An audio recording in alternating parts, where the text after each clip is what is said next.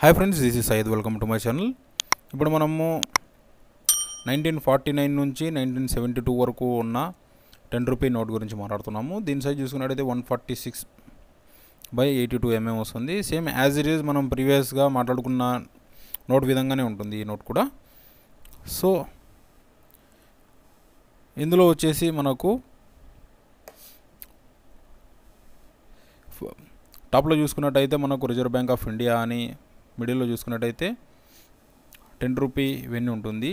So ఒకవేళ మీకు కొద్దిగా స్లోగా అనిపించింది అంటే కనుక మీరు కొద్దిగా స్పీడ్గా వాయిస్ పెట్టుకోవచ్చు, అంటే 1.5x అట్లా పెట్టుకొని వినొచ్చు.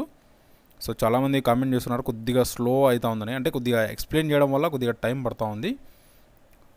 So sorry for that. So అది ఫ్రెండ్స్, ఇంకా మనకు రైట్ సైడ్ చూసుకున్నట్టయితే కన్నా అశోక సింబల్ అనేది ఉంటుంది, లెఫ్ట్ సైడ్ చూసుకున్నట్టయితే విండో అనేది ఉంటుంది.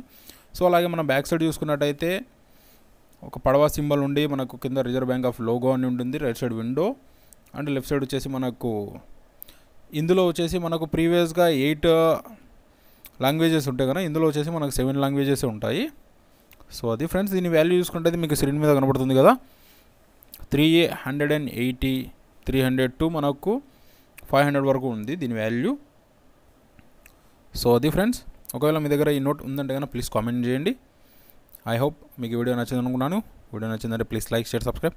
Thank you for watching.